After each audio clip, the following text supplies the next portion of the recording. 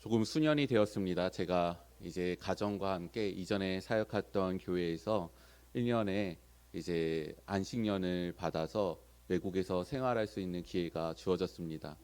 뭐 여행이면은 캐리어 하나만 싸들고 가서 뭐 이렇게 있는 거 사서 쓰고 또 즐겁게 보내다 오겠는데 1년이라는 시간이다 보니까 생활을 해야 되는 부분이 걸리게 된 것이죠. 그래서 많은 짐들을 준비해서 가야 되겠다라는 것 가운데 거듭 또 짐을 챙기고 이동을 하게 되었습니다. 그때 제 아들의 나이가 초등학교를 아직 들어가기 전이었어요. 유치원이었는데 그래도 티켓을 그 아이도 따로 끊었으니까 한 사람당 붙일 수 있는 짐이 3개, 그리고 이제 위에다가 얹을 수 있는 짐이 또 각각 해서 이제 하나씩, 그리고 또 들고 탈 수 있는 것 해서 거의 15개에 준하는 짐을 가지고 이제 1년 동안의 삶을 위해서 출국을 한 적이 있습니다. 만반의 준비를 했습니다. 어떤 것들이 서류가 미비되는 것이 없나, 두세 장 복사해서 파일로 넣어놓고 원본 챙기고, 아무튼 할 수 있는 모든 것들은 다 준비해서 문제가 없겠다라고 해서 이제 비행기를 타고 그 나라로 도착을 했습니다. 최종적인 목적지를 가기 위해서는 환승을 해야 됐었어요. 국내선으로. 그래서 먼저 딱 도착을 했을 때 입국 심사를 그곳에서 먼저 받게 됐습니다. 기대를 했죠. 다 준비됐고 빠르게 해서 환승하는데 1시간 반 정도 시간밖에 없으니까 빨리 가야 되겠다.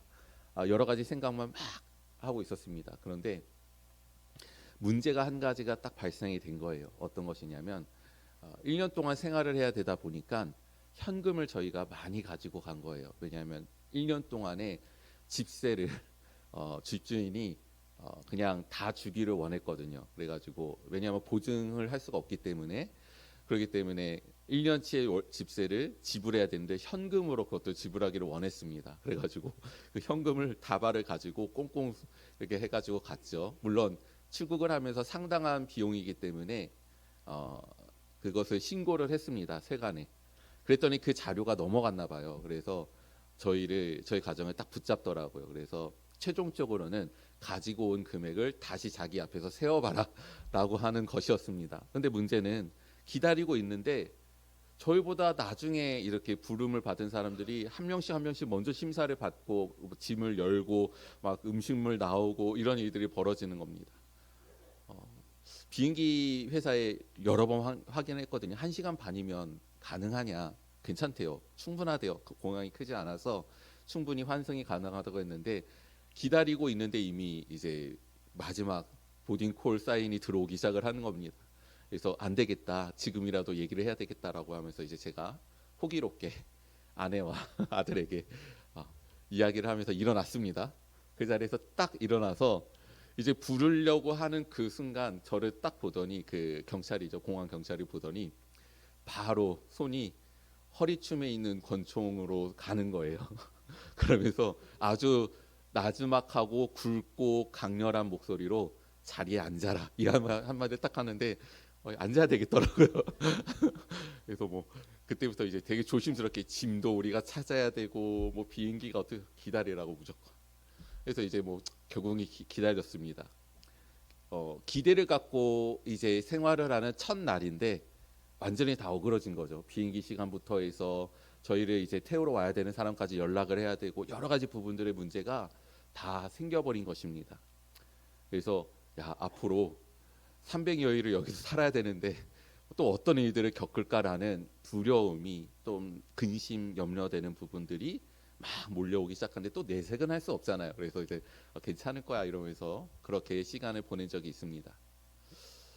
예수님께서 이스라엘 그 예루살렘을 향하여서 이제 들어가십니다. 이미 예수님께서 공생의 기간 그리고 어렸을 때도 예루살렘을 방문하신 적이 있으시죠.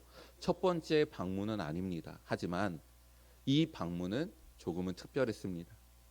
마태복음도 이 특별한 방문 그리고 그 안에서의 일들을 위해서 마태복음 전체에 있어서 4분의 1에 해당하는 7장에 걸쳐서 예루살렘으로 들어가시고 그 안에서 보내신 일주일의 시간에 대해서 자세하게 기록을 하고 있습니다.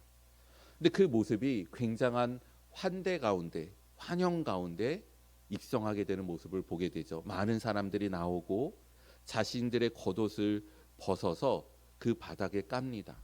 이 겉옷이라는 게 이스라엘 사람들에게는 굉장히 중요합니다.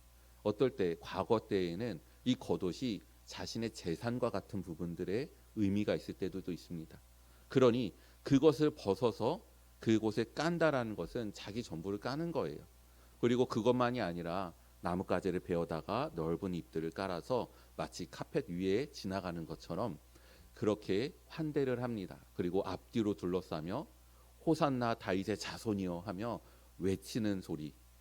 이 소리가 얼마나 컸던지 이 성이 온 성이 소동하였다라고 기록을 하고 있습니다. 그래서 이때가 6월절이 다가오기 때문에 이스라엘 온 지역에서 사람들이 몰려옵니다. 그리고 사람들이 몰려오니까 또 누가 따라오겠습니까? 사람들이 많으니까 물건 팔 일이 많잖아요. 그러니까 이방 사람들도 상인들도 다 이곳으로 집결하게 되는 것이죠. 그런데 이 온성이 예전과는 다르게 시끌시끌한 거죠. 그래서 무슨 일이냐, 저가 누구냐라고 했을 때 그는 예수다라고 하면서 이야기들이 진행된 것, 우리가 오늘 말씀 가운데 보게 됩니다. 저는 오늘 우리 말씀을 보면서 그 예수님과 함께 들어가는 제자들은 어떠한 마음이었을까? 그리고 오늘 말씀 가운데 예수님의 모습을 우리가 읽으며 예수님은 어떤 모습일까? 우리가 다시 한번 생각해 보며 우리가 가져야 될 신앙 그 본분이 어떤 것인가를 종려주의를 맞이하여 다시 한번 살펴보고자 합니다. 오늘 말씀에 여러 가지 일들이 있었음을 이미 제가 말씀을 드렸습니다. 그런데 제가 오늘 말씀에 초점되는 단어로 함께 나누고자 하는 부분은 겸손이라는 단어입니다.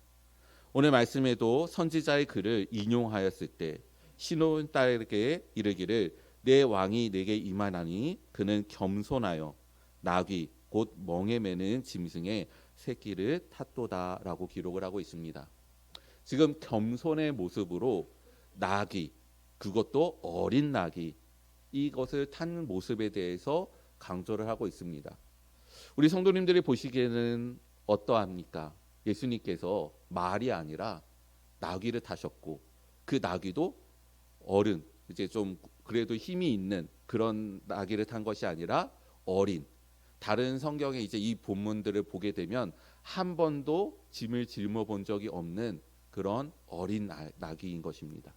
그 나귀를 타시는 모습을 보며 예수님께서 작은 것, 볼품없는 것, 하찮은 것을 선택하시고 참 겸손하시구나라는 것들에 대해서 혹시 생각을 하십니까? 한 2주 전에 뉴스를 통해서 조금 여러 사람들이 보면서 이런 면이 있었나? 참 겸손하고 그런데? 라고 느껴지는 그런 한 사건이 있었습니다. 세계 최고의 부호라고 할 수 있는 일론 머스크의 지금 거주하고 있는 집이 이제 뉴스에 나왔던 것이죠. 누군가 이제 방문을 해서 했는데 이제 충격을 받은 것입니다. 그가 운영하고 있는 회사 근처에다가 조립식 주택을 해가지고 10평 남짓에 거기에서 거주하고 있는 모습을 이제 얘기를 한 것이죠. 자기 아들도 같이 방문을 했는데 쓸 수건이 한 장밖에 없어서 나눠 써야 되고 잠잘 침대가 없어가지고 자기는 차고에서 잤고 뭘 먹으려고 냉장고를 열어봤더니 텅텅 비어 있고 뭐 이런 얘기들, 그리고 사진을 봤더니 정말 가구도 뭐 별로 없고 이런 모습들. 추정되는 그 일론 머스크의 그 재산은 1100조입니다.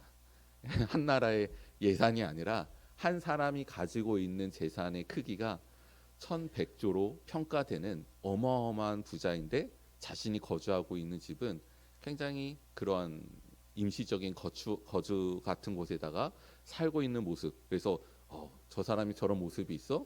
겸손한데? 또 어떤 사람들은 저 사람이 갖고 있는 재산과 갖고 있었던 것들이 얼마나 있는데면서 또 여러 가지 또 갑론을반도 있었고 이런 부분들이 있었습니다. 어떠한 모습을 볼 때 그 사람이 겸손하다 평가되어지기도 하고 그렇게 보여지기도 하죠. 오늘 우리가 예수님의 모습을 볼 때도 어떻게 보면 마찬가지입니다. 그가 나귀를 타셨고 더욱이 어린 나귀를 타심으로 말미암아 겸손하였다. 그렇구나. 그런데 우리가 조금 더 오늘 본문의 말씀을 살펴보면 겸손하신 것이 맞으신가라는 생각들이 조금씩 들기 시작합니다. 오늘 말씀에 감람산 벳바게에서 예루살렘으로 가시는 여정 가운데 있습니다. 이 거리가 2km에서 3km 정도예요. 걸을 만한 거리이죠. 예수님께서 다른 곳에 가실 때 굳이 야 내가 좀 뭘 타야 되겠는데 너네 좀 데리고 와줄래? 이렇게 말씀하신 적이 없으십니다. 근데 6월절에 많은 사람들이 집결되어 있는 그때에 예수님께서 예루살렘 성으로 들어가시는데 나귀를 타고 들어가시는 거죠.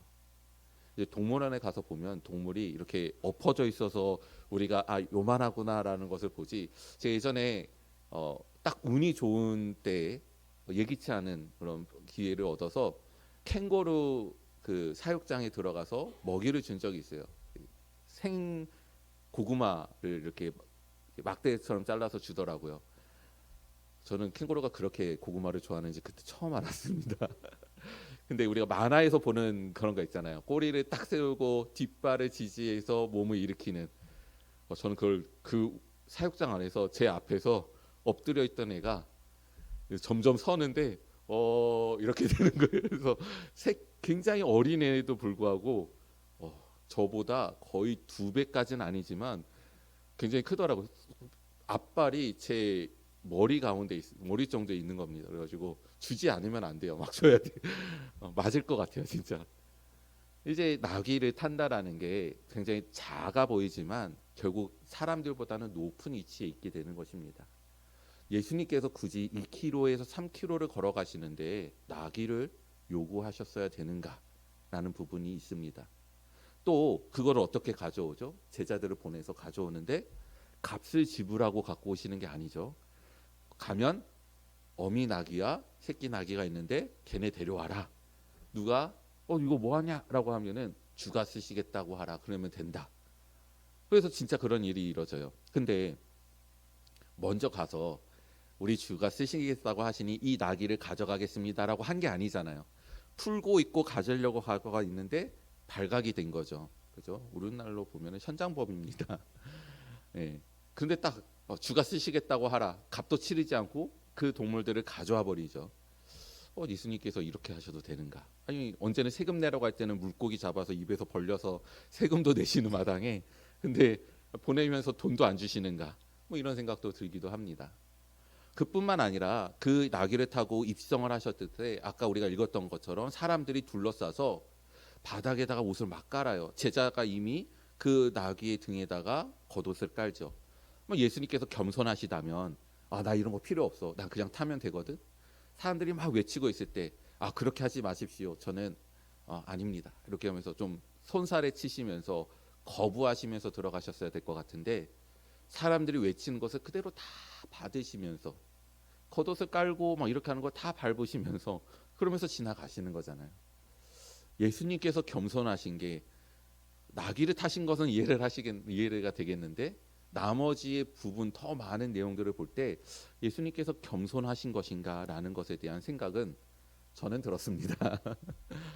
거기에 있어서 또 한 가지의 부분이 있습니다. 어떤 부분이 있냐면 이 겸손이라는 단어가 다른 의미를 한 가지 더 가지고 있습니다. 그 의미가 온유라는 단어예요. 온유. 영어 성경으로 보면 gentle이라고 되어 있습니다. gentle. 제가 한번 온유하다라는 것을 찾아봤습니다.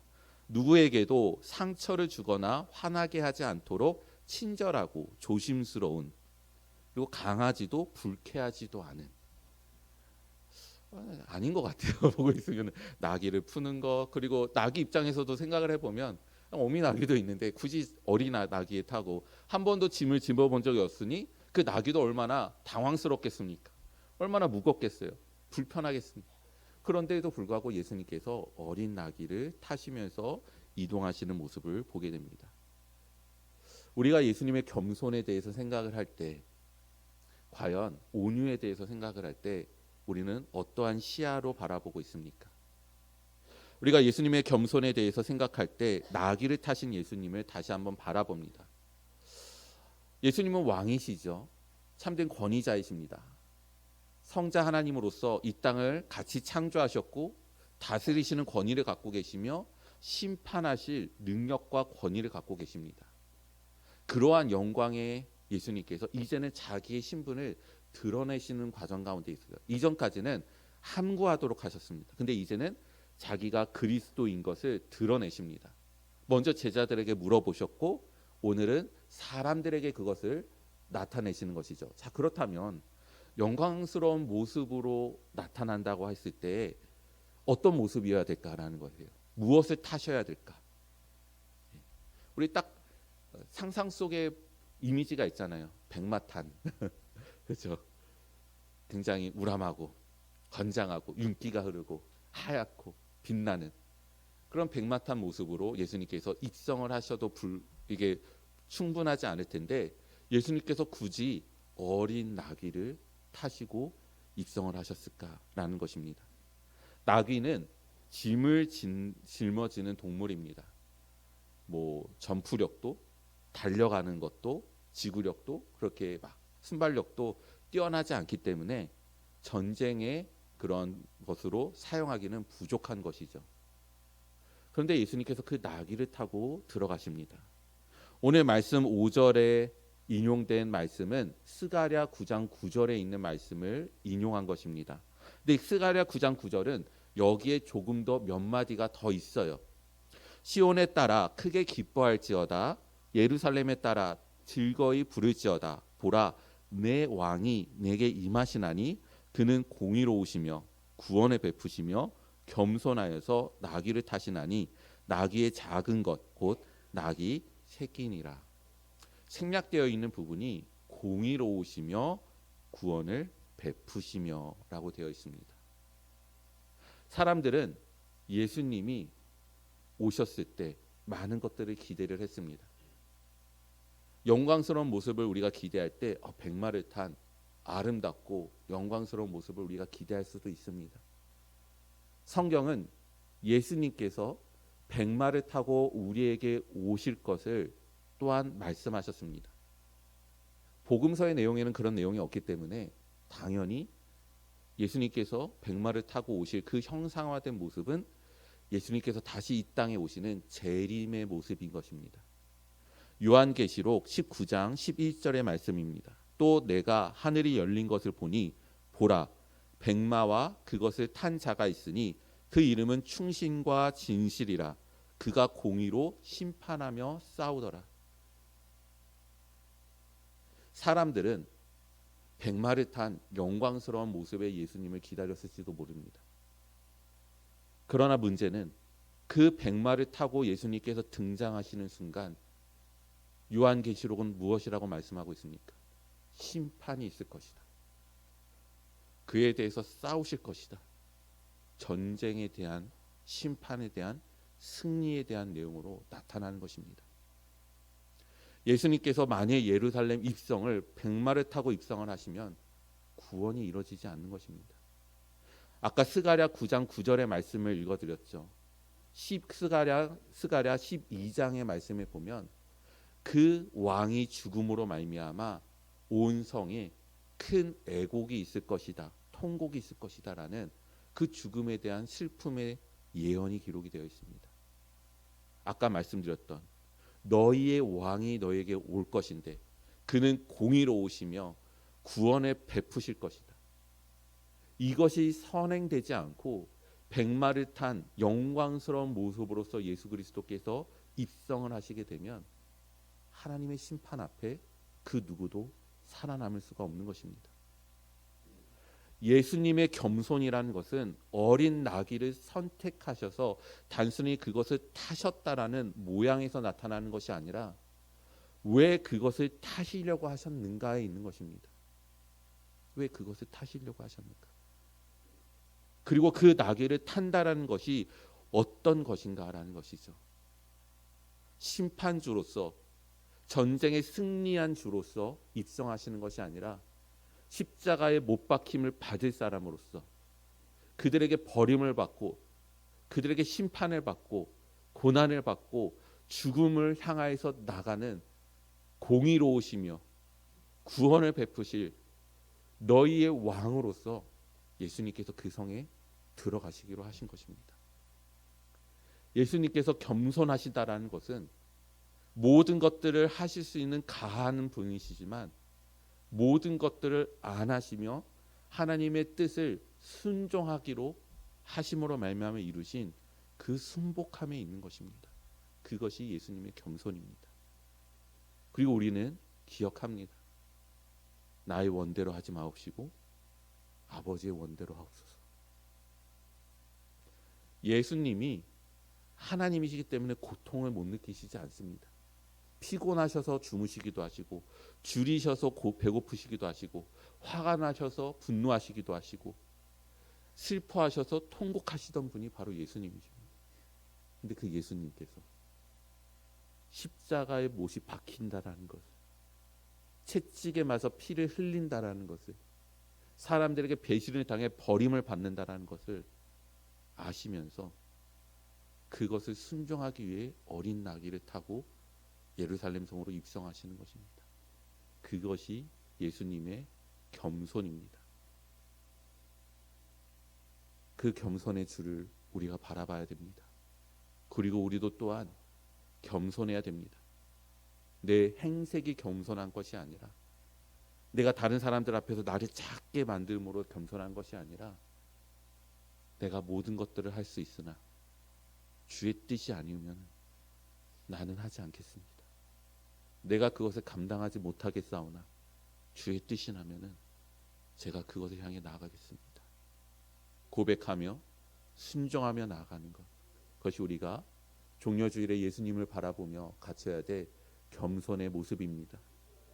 두 번째로 보게 되는 것은 예수님의 온유하심입니다. 예수님께서 예루살렘에 입성을 하시죠. 그리고 성경에 보면은 그 다음의 사건들이 기록이 되어 있는데, 그 다음의 사건으로 기록되어 있는 부분이 성전에 가셔서 이제 물건 파는 상들을 다 뒤집어 엎는 그러한 모습들이 기록이 되어 있습니다. 예수님의 모습 보면은 온유하다, 온화하다, 그것만이 보이진 않아요. 그렇죠? 막 독사의 자식들아 막 이러고, 말로써, 행동으로써 굉장히 거칠 때들이 나타납니다. 예수님은 온유하신 분이신가? 그것에서 딱 이렇게 좀 아니다라고 막 반론하고 싶으면은 성경에서 얼마든지 찾을 수 있습니다. 그럼에도 불구하고 그는 온유하다라고 기록을 하고 있습니다. 이 온유하다라는 것을 생각을 할 때 우리가 같이 생각해야 될 것이 있습니다. 이것은 태도이잖아요. 그렇죠?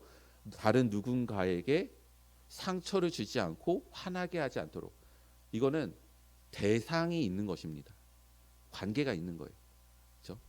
그렇기 때문에 우리가 온유하다라는 걸 생각을 할 때는 누구에게, 그리고 무엇에 대해서 온유한 것인가라는 것에 대해 생각을 해야 됩니다.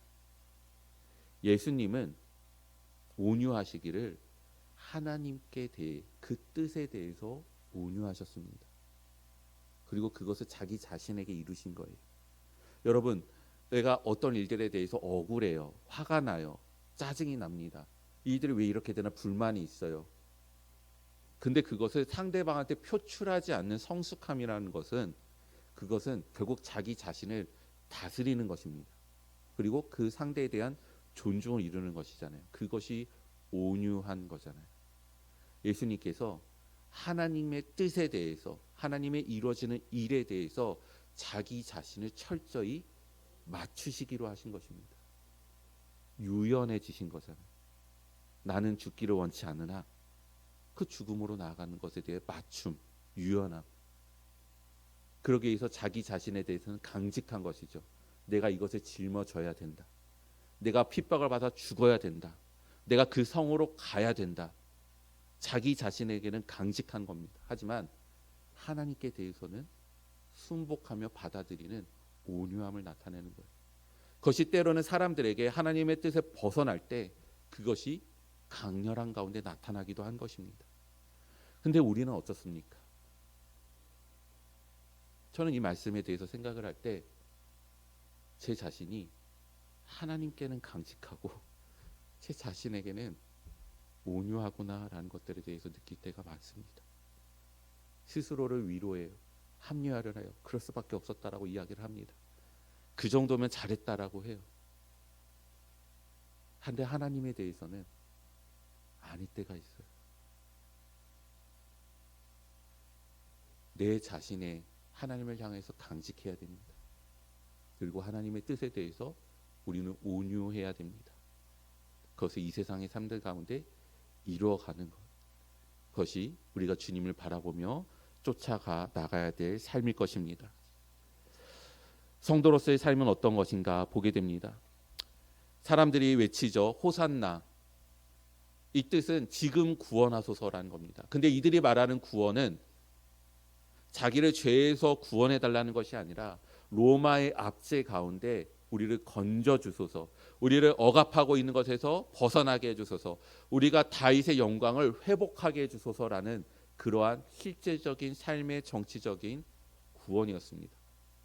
어떤 것이죠? 백마를 탄 예수님을 바라보는 것이에요. 그들이 외치고 있는 호산나라는 것은 만약 그들이 원하는 대로 이루어지면 그들은 다 죽는 것입니다. 근데 그럼에도 불구하고 그들은 모르고 지금 우리를 구원하소서라고 외치는 것입니다. 왜 이들이 그렇게 간구를 할까? 하나님의 뜻을 모르기 때문이에요. 하나님의 뜻을 모르기 때문입니다. 하나님의 뜻을 올바로 알고 우리가 죄인인 것과 그것을 위하여서 죄인을 위하여서 오실 예수 그리스도의 그 메시아적인 그 구원하심이 어떠한 것인지를 그들이 알았다면 그들은 이렇게 외치지 못했을 것입니다. 그러나 그들은 하나님의 뜻에서 무지하였고 그들은 다른 것들을 선망하며 나가는 모습들을 보게 됩니다. 우리는 하나님의 뜻을 알아야 됩니다. 또한 예수 그리스도께서는 성자 하나님이시며 심판하실 권위를 갖고 계신 분이시지만 종의 모습으로 사람의 육신을 입고 영광되지 않는 볼품의 모습으로 이 땅에 오셔서 이 모든 일들을 감당하셨습니다. 만약 예수님이 영화롭고 권위 있는 모습으로 나타나셨다면 그 누구가 감히 예수님께 십자가를 지라고 던지겠습니까? 죄수를 풀어달라고 얘기를 하겠습니까? 그를 심판하겠다고 나설 수 있겠습니까? 그들이 보기에도 볼품이 없었던 거예요. 근데 우리는 예수님을 경배를 한다고 합니다. 그런데 내 위치가 혹시 예수님보다 높아 있지는 않습니까? 예수님은 저 하늘에서 자신을 한없이 낮춰 내려오시고 낮추셨는데 여전히 나는 내 죄의 모습들을 그대로 갖고 견지하고 있으면 그러면 여전히 낮아지신 예수님보다 나는 위에 있는 것입니다. 예수님을 경배한다는 것, 높인다는 것은 우리는 예수님보다 내 스스로를 더 낮춰야 되는 것입니다. 예수님께서 무릎을 꿇으셨으면 우리는 엎드려야 되는 것이죠. 그래야지 예수님을 우러러보며 높이며 우리는 그분을 순종할 수 있는 것입니다. 마지막으로 온유라는 것은 우리에게 있어서 덕목이 아닙니다. 겸손도 그렇고요. 갈라디아서 5장 말씀을 보면 오직 성령의 열매는 하며 온유와 절제니라는 단어가 나옵니다. 온유는 우리가 그렇게 해야 되겠다 교육받고 숙련되어서 이루는 모양이 아니라 성령님을 통해서 비로소 이루어지는 그러한 것입니다. 우리는 성령 충만한 사람이 되어야 됩니다. 그래야 우리는 겸손해지며 온유해지며 내 안에는 절제가 되는 것이고 다른 이에게는 온유함을 이룰 수 있는 것입니다. 우리는 하나님의 말씀으로 끝없이 우리 자신을 되돌아보고 성령의 역사 가운데 내가 벗어나 있나 살펴봄으로 예수님의 그 길을 따라 걸어가야 될 것입니다. 우리가 어제 대청소를 진행했죠. 이제 창문의 때를 벗기기 위해서 창문을 다 떼어놨습니다. 그래서 열심히 닦으셨는데 다시 부착을 했는데 이게 여전히 때가 있고 그래서 밖에를 닦으신 건가 해서 이제 이야기를 나누게 됐는데 너무 묵은 때여 가지고 그래서 그것이 몇 번 문질렀지만 힘을 줘서 했지만 다 벗겨지지 않고 그래도 많이 벗겨졌지만 여전히 자욱들이 있다라는 것들에 대해서 얘기를 들었습니다. 그렇죠. 한 번에 벗겨지지 않습니다. 우리가 한 번에 깨달아지고 한 번에 완성되지 않습니다. 날마다 주의 말씀을 보고 성령 가운데 순복하여 우리는 그렇게 할 때 주께서 걸어가신 겸손과 온유의 길을 우리가 이룰 수 있는 것입니다. 오늘 우리 말씀의 제목이 왕의 행진입니다. 너희의 왕이 너희에게 임하니. 처음에는 제가 왕의 행렬로 제목을 정했는데 뭔가 마음에 미심쩍은 게 딱 하나 가지 생겨서 이럴 때는 저는 무조건 확인을 해야 돼요.